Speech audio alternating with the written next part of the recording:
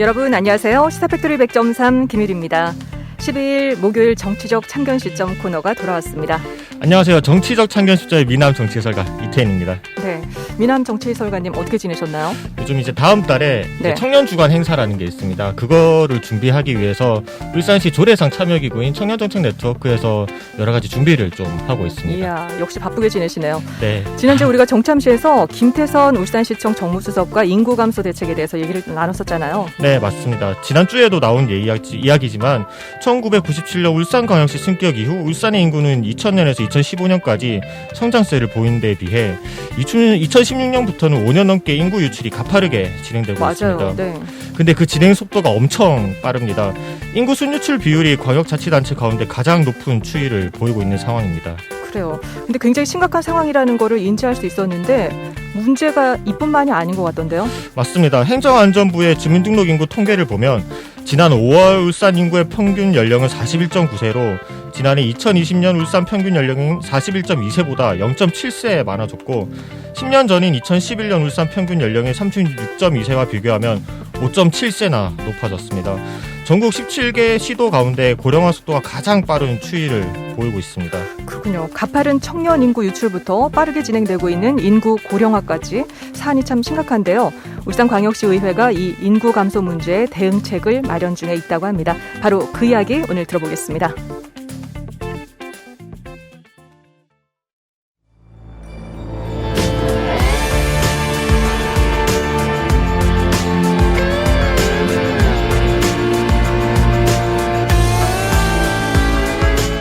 이태인의 정치적 참견 시점.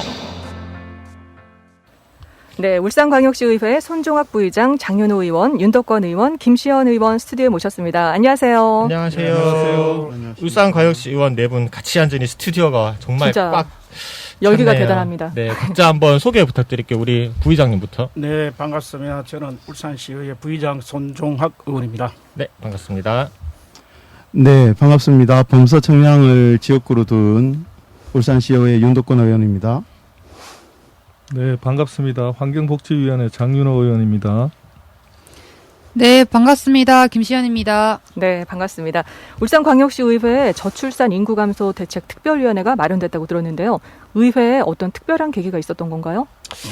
뭐 좀 우울한 이야기지만은 울산의 인구가 2015년 117만을 정점을 찍고 해마다 조금씩 크게 감소해 왔어요. 그리고 2020년 현재 울산시 인구가 113만으로 떨어진 충격적인 결과가 나타나는데 네. 이게 30년 뒤에는 울산시 광역시가 100만원이 무너진다는데 여기에 큰 충격을 저희들 느끼고 그 문제를 좀 해결해 보자. 그래서 인구와 관련된 이렇게 그 뜻을 같이 하는 의원들이 특별위원회를 구성해서 인구 유출, 또 저출산, 육아, 노령 사회에 대한 특별한 대응을 한번 해보자는 취지로 저희들이 특별위원회를 구성해서 운영하고 있습니다. 그렇군요. 현 상황을 좀 먼저 짚어봐야 될 것 같은데요. 장윤호 의원님, 울산 인구 감소가 5년여 계속되고 있는데 구체적인 추이와 또 감소의 의미에 대해서 좀 설명해 주시겠어요? 네, 앞서 우리 손종학 부의장님 말씀하신 것처럼 1997년 광역시 성격 이후에 지속적으로 우리 울산 인구가 증가하다가 네. 2015년 117만 4,051명을 정점으로 이후 계속해서 감소해서 작년 말 기준으로 113만 6,017명입니다. 현재. 네. 그리고 이제 감소 사유를 보면 이게 자연적 요인이 있습니다. 출생률에서 이제 사망률을 뺀 순 자연적 요인이 5년간 보면 한 17,000여 명이 증가를 했지만 네. 사회적 요인을 보면 이게 이제 울산으로 이제 전입하는 인구하고 전출하는 인구의 차이를 보면 54,000여 명이 감소를 했습니다. 이 감소 이유는 아시다시피 2015년 이후에 우리 조선업 불황을 네. 기점으로 해가지고 울산이 굉장히 어려운 불경기를 겪게 되는데 기인을 한다고 생각이 됩니다. 네. 그리고 인구 감소의 어떤 그 의미가 어떤 거냐면 어떤 그 혼인율 감소 그리고 또 이로 인한 출생률 감소 그리고 이제 노동 인구 감소로 이어지는 연쇄적인 어떤 사회 부작용이 크게 일어날 거라는 우려가 큽니다. 그렇군요. 네, 20대, 30대 여성 이탈도 상당하다는데 혼인율 감소와 출생률 감소를 연결지어 생각해 볼 수 있을까요? 김시현 의원께서 한번 얘기해 주시죠. 예, 먼저 여성가족개발원에서 20대 남성과 여성의 성비와 뭐 인군 순 이동 등을 비교해서 발표한 적이 있는데요. 울산이 전국 7개 시도 중에 남성 비율이 압도적으로 높을 뿐만 아니라 여성 인구의 순유출도 가장 많은 것으로 조사됐었죠. 네. 울산 청년 인구 순유출이 이제 2016년부터 조선업을 비롯한 울산 중심 산업인 제조업의 불황으로 심화되었다고 저는 판단하고 있는데요. 네. 제조업 특성상 남성의 일자리가 많죠. 또한 여성이 거주지를 옮긴 대표적인 지역이 서울, 부산, 경기도 세 곳인데요. 네. 주로 보건, 사회복지 서비스, 숙박, 음식업. 어찌 보면 제조업과 상반되는 근로 환경과 연관이 있다고 봅니다. 여성가족개발원에서는 이런 현상을 해결하는 방안으로 여성이 일하기 좋은 일자리를 만드는 것으로 판단하기도 했는데요. 사실 저도 30대 미혼 여성입니다. 근데 이런 질문을 받을 때마다 마치 여성 청년이 혼인과 출생의 의무가 있다는 느낌이 들어서 조금 불편하기도 한데요. 네. 과거에 비해서 여성의 교육 수준이 증가하고 여성 취업에 대한 사회적 인식이 개선됐다고 생각하실 겁니다, 다들. 네, 그렇다면 이와 같이 현장에서도 변화가 함께 이루어져야 된다고 생각을 하는데 네. 울산의 제조업 중심 남성 일자리가 많은 데다가 여성의 결혼, 임신, 출산, 육아는 경력 유지가 어려움을 겪고 있죠. 경력 유지에 어려움을 겪고 있고 네. 이런 내용을 연구도 여성가족개발원에서 함께 진행했었습니다. 여성 노동자들이 일, 가정, 양립이 쉽지 않고 성역할 고정관념, 성별 임금 격차 등의 문제를 안고 있는데요. 이것이 먼저 우선적으로 해결돼야 되지 않을까 이렇게 생각합니다. 그러네요. 성역할 고정관념이 있고 진짜 문제가 많네요. 네, 실제로 말씀하셨던 울산 여성가족개발원에서 한 연구원께서 자기도 이제 트랙터나 이런 지게차 자격증을 딸 수도 있고 그 일을 할 수도 있는데라고 여운을 남기시더라고요. 네, 그러한 사례도 있었고 네. 추가적으로 또 질문 드리자면 경제적으로 규모가 큰 부동산 시장에도 좀 영향이 크다고 합니다. 어떻게 해석하고 계십니까? 네, 인구 감소, 저출산의 주요 요인으로 높은 주거비를 들 수 있습니다. 네, 저출산을 극복하기 위해서는 울산시가 양질의 공공주택을 공급해야 될 필요가 있습니다. 실수요자를 보호하고 또 주택 구입으로 불로소득을 쫓아가는 사람들에게는 부동산 투기로 더 이상 고소득이 어렵다는 것을, 불가능하다는 것을 정책적으로 제시해야 할 필요가 있다고 생각합니다. 그렇군요. 윤덕권 의원께서 말씀을 해주셨는데 또 인구 감소가 계속된다면은 10년 뒤, 20년 뒤에 20년 뒤, 30년 뒤에 울산의 모습은 또 어떻게 귀결될까요? 손종학 부의장님께서 좀 말씀해 주시겠어요? 좀 끔찍한 이야기인데 제가 사실상은 인구 학자도 아니고 우리 통계청이 울산시의 30년 가까이를 이렇게 예측한 못 있습니다. 네. 그걸 한번 이야기 먼저 말씀드리면 2022년은 111만 2,500명 정도 될 것이고요. 2025년은 111만 6천 명, 2030년은 109만 8천 명, 네. 그다음 2035년에는 107만 1천,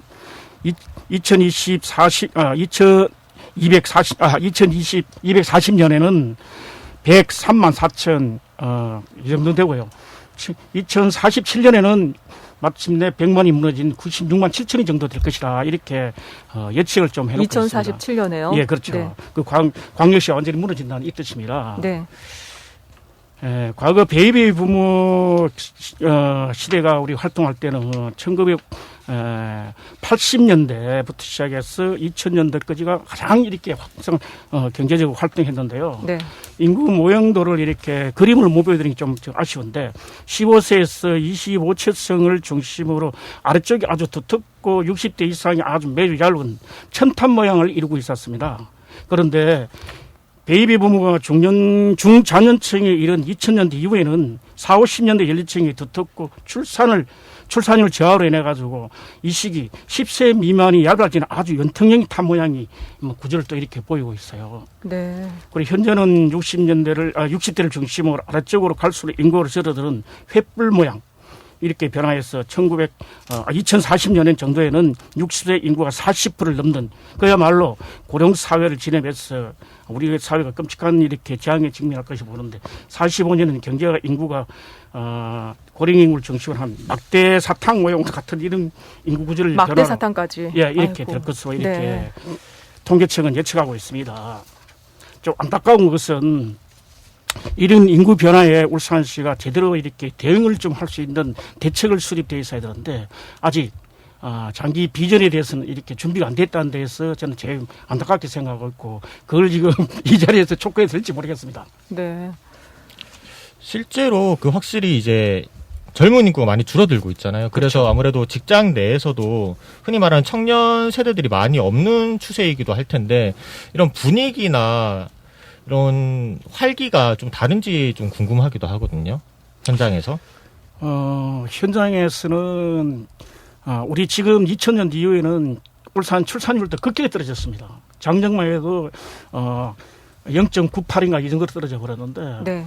그러므로 인해 가지고 동네 아이가 없는 이런 세대 됐잖아요. 그리고 청년들은 또 가장 일을 할라 25세, 45세대가 지금 일자리를 찾아서 떠나고 있는 이 시기입니다. 울산에. 그러다 보니 그 속도가 너무 빨라서 그 대응하는데 어떤 문제점이 있지 않겠나 생각인데 이 인구를 이렇게 감속 속도를 조금이나 늦출 수 있는 대책을 네.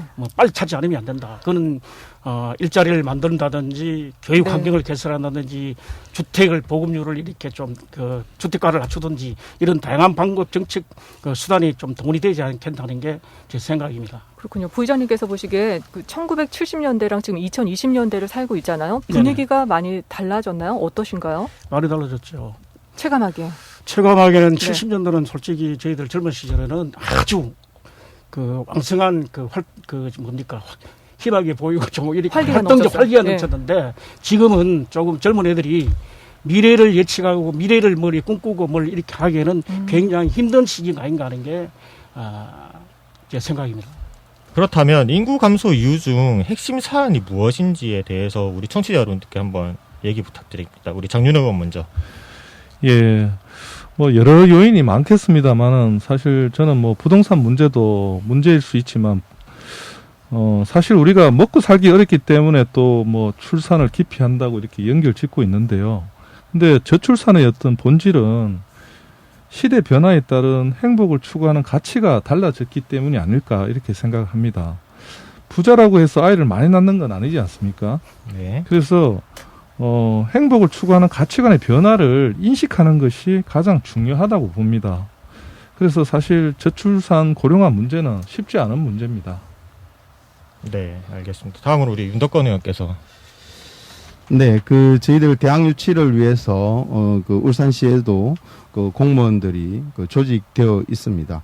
알다시피 지금 인구 감소에 기인해서 대학을 설립하는 것은 굉장히 어려운 일입니다. 하지만 울산시가 한 가지 주제를 가지고 동일한 메시지를 반복적으로 요구할 때 교육부의 마음을 움직일 수 있다고 봅니다. 저희들은 울산의 시립대학 혹은 다른 국립대의 캠퍼스 이런 것들을 유치하려고 노력하고 있습니다. 노력은 네. 지금 현재로는 조금 부족해 보이고요. 정부와 시정부와 시민단체 또 학부모 모든 시민들이 모여서 동일한 목소리를 낼 때 대학 캠퍼스 설립 어렵지는 않을 것 같습니다.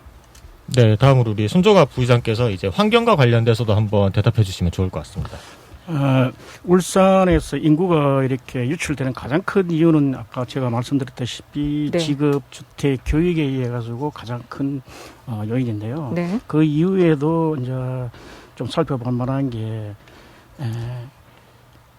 주거 환경이라든지 자연 환경, 기타 등등 있는데 네. 그 중에서 우리 공해나 원전으로도 좀 이렇게 나가고 있는 것 같아요. 그렇죠. 사실 저도 네.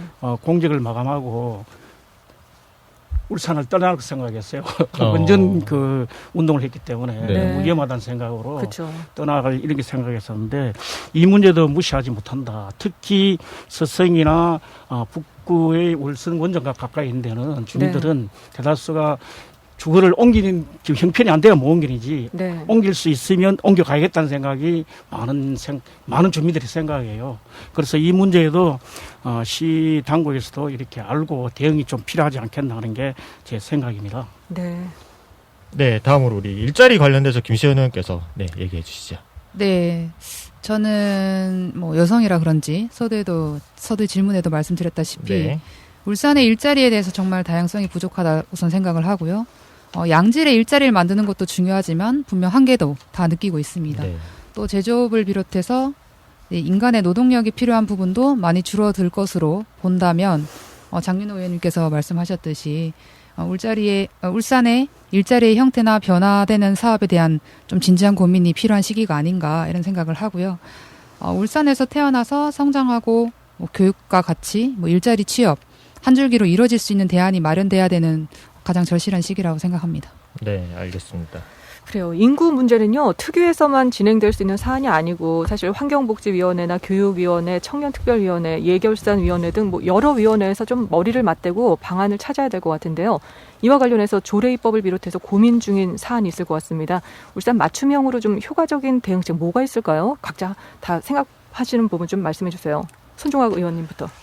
제가 인구와 관련돼 가지고 자료를 한번 찾아봤는데 울산 시정 목표에 네. 집회에 반드시 들어갈 줄 알았는데 시정 목표에도 인구 문제는 없더라고요. 아, 6대 없었어요? 과정이 없었어요. 네. 인구 정책이 시정 목표의 가장 최우선 정책이 돼야 되는데 그게 좀 안 돼 있는 게 아쉬운데 우리 도시의 성장은 기업의 성장과 궤를 같이 해왔습니다. 그걸 유럽의 선진국 이 도시를 이야기 안 하더라도 우리나라도 지금 마찬가지 우리가 겪고 있는 상황 다 같잖아요. 그죠? 네. 그래서 울산시도 인구 대책을 가장 큰 정책의 최우선 과제를 삼아서 좀 시행을 해 주시면 좋겠다는 생각을 갖고 있습니다. 네, 알겠습니다. 다음으로 우리 윤덕권 의원께서 네, 지금 그 인구 문제, 특별히 저는 인구 문제와 관련해서 청년들의 문제들을 더 깊게 생각을 하고 있습니다. 자세히 보시면 우리가 아동수당이 지급되고 있고요. 또 노인들을 위한 또 기초연금도 지급되고 있는데 안타깝게도 청년들을 위한 어떤 뚜렷한 대책들은 지금 부족한 실정입니다. 특별히 인구 문제를 또 책임지고 대한민국의 10년, 20년, 30년을 책임지고 있는 청년 세대를 위한 울산시의 어떤 특별한 그런 정책들이 필요할 거라고 생각이 되고요. 저는 그 특별한 정책의 하나로 청년 기본소득을 울산시가 지급해 주실 것을 부탁을 드립니다. 또 그와 관련해서 조례 입법은 끝나 있는 상황이고요. 저희들 청년 정책특별위원회에서도 여러 차례 이 관련해서 요구한 바 있습니다. 후반기에도 역시 울산에 있는 청년들이 울산시 정부를 믿고 울산시 정부가 울산시 내에 있는 청년들을 사랑하고 응원하고 지원하고 있다는 어떤 메시지로 청년 기본소득을 지급해 줄 것을 촉구하고 하반기 의정활동도 거기에 집중하고자 합니다. 네, 알겠습니다. 다음으로 우리 장윤호 의원께서 네. 먼저 앞서 말씀드린 것처럼 우리 젊은 세대들의 행복에 대한 어떤 가치관의 변화를 인식하고 그에 맞는 지원책이 필요하지 않나 생각합니다. 4차 산업혁명과 코로나19로 인한 양극화, 경기 침체를 극복할 수 있는 새로운 일자리를 통한 고용 안전망, 그리고 복지의 사각지대를 커버할 수 있는 새로운 복지 체계를 구축하기 위해서 기본소득 정책을 한번 시행해보는 게 어떨까라는 생각을 합니다. 사실 미래에 대한 불안감을 해소할 수 있는 대안이 가장 중요한데요. 그래서 아까 말씀드렸던 기본소득 정책을 공론화하고 네. 사회적 합의를 통해서 다소 시행착오를 겪더라도 시도해보는 것이 중요하다고 생각합니다. 네, 알겠습니다. 다음으로 우리 김시현 의원께서 네, 저는 좀 개인적 의견을 좀 말씀드리겠습니다. 저는 이제 지방자치단체에서 방안을 찾는 것을 넘어서 이제 전국적으로 좀 고민을 해야 된다 생각하는데 네. 이제 국가균형 발전의 관점에서 판단하고 또 힘을 모아야 되는 문제라고 생각을 합니다. 울산의 울산 청년이 바라는 가장 큰 문제는 교육과 일자리, 그다음에 주거잖아요. 네. 사실 이게 대한민국 사는 모든 청년들의 고민입니다. 맞습니다. 예. 제가 울산에서 청년기본법을 기반하고 저만 한 게 아니라 우리 청년정책특별위원회에서 그렇죠. 예. 네. 청년기본법을 기반으로 청년기본조례를 만들고 청년에 대한 처우 개선이나 정책 발굴에 노력을 했지만 뚜렷한 한계를 보였습니다. 이런 문제를 근본적으로 해결하기 위해서는 전반적으로 국가 대계에서 논의되어야 하고 또 각 지역의 힘을 모으고 요구해서 국가적인 계획을 수립해서 해결해야 되는 문제라고 생각을 하는데요. 이 자리를 빌려서 두 가지 좀 말씀드리고 싶은 게 장윤호 의원께서는 기본소득을 말씀 주셨잖아요. 주거 같은 경우에 최근에 논란이 됐던 세종공무원 특별분양제도 있잖아요. 네, 그렇죠. 네, 그런 것처럼 일하면 그냥 주거 지원해 주는 겁니다. 이게 공무원을 대상으로 먼저 시도를 했지만 국민을 대상으로 한번 시도를 해보는 거죠. 주거 같은 경우는. 그리고 교육 같은 경우도 대표적으로 대학을 말하는데요. 울산에서 이젠 대학에서는 하고 싶은 공부를 하고 또 취직으로 이어져야 되잖아요. 네. 근데 울산 같은 경우에는 대학이 부족하고 설립에 한계가 있으니까 있는 대학을 활용하는 고민이 우선적으로 돼야 됩니다. 그것을 예를 들면 방송통신대를 졸업하면 지역인재 채용에 지원할 수 있는 제도가 마련되어 있어요. 네. 등록금도 저렴하고 청년의 부채 1순위가 등록금 고민이잖아요. 그런 네. 고민도 좀 덜 수 있고 각 지역의 기업의 특수성을 맞춘 전공과를 고민해서 교육의 다양성을 늘리는 방안을 한번 고민을 해보는 겁니다. 네, 이런 대안이 지역에서 할 수 있는 역할이 아니라 전국적으로 고민이 필요하다는 말씀을 드립니다. 네, 알겠습니다. 우리 유일한 청년인 김시현 의원께서 마지막으로 한마디 짧게 10초로 부탁드리도록 하겠습니다. 네, 제가 나이로 유일한 청년이지만 오늘 함께한 의원님과 청년정책특별위원회에서 청년에 관한 관심과 고민이 깊습니다. 오늘 이 자리를 통해서 이야기된 문제점이나 대안들을 울산 청년과 그리고 이런 문제에 대해서 오랫동안 연구하신 분들이 함께 자리에 나와서 토론하는 시간을 가졌으면 하는 바람이 있고요. 그렇게 된다면 부족한 면을 채울 수도 있을 것이고 청년이 원하는 정확한 요구를 담아내고 정책으로 만들 수 있을 거라 생각합니다. 청취자분들도 함께해 주셨으면 좋겠습니다. 네, 감사합니다. 네.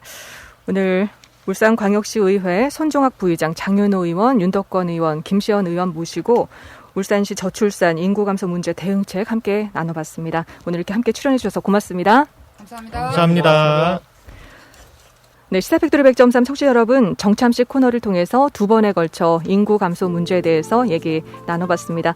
이태인 정치 해설가께서는 오늘 어떻게 얘기 들었나요? 저출산 문제에 대한 공론화는 솔직히 20년 이상 지속되어 왔잖아요. 하지만 해결은 되고 있지 않고 있죠. 그래서 한편으로는 얼마 없는 유아나 어린이, 청소년, 청년 개개인의 맨파워를 좀 키울 수 있도록 지방정부가 양질의 교육 프로그램을 구축하는 데 자원을 투입하는 것이 현실적인 방법이 될 수 있지 않을까라는 생각을 좀 해본 적이 있습니다. 네. 아직 경험해보지 못한 미래라 책임지지 못할 이야기를 꺼낸 것이 아닌지 조심스러운 마음도 있는데 네. 이러한 사례들로 좀 더 해결해 나가면 어떨까라는 생각이 듭니다. 그래요.